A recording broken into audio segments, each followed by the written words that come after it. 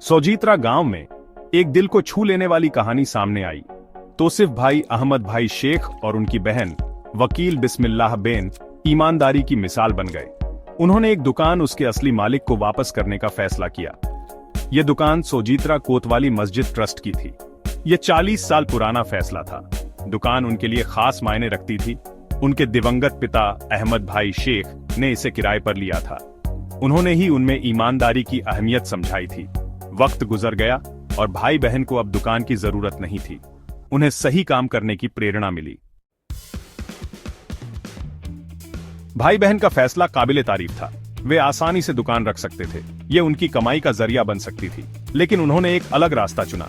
उन्होंने ईमानदारी चुनी। उनका यह काम निस्वार्थ था। उन्होंने बदले में कुछ नहीं मांगा।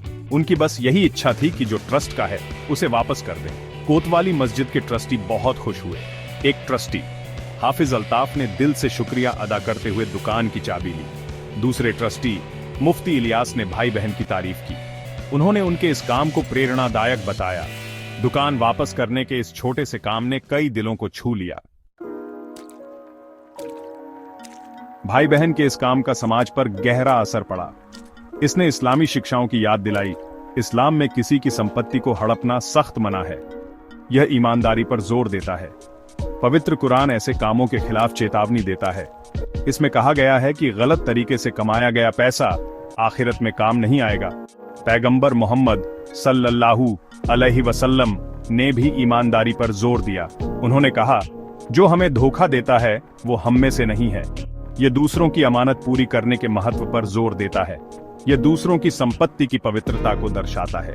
इस काम ने इन शिक्षाओं को जिंदा कर दिया। इसने 40 साल बाद भी उनकी प्रासंगिकता दिखाई। यह कहानी सोजीत्रा और उसके बाहर भी फैल गई। इसने ईमानदारी और धर्म पर बातचीत शुरू कर दी।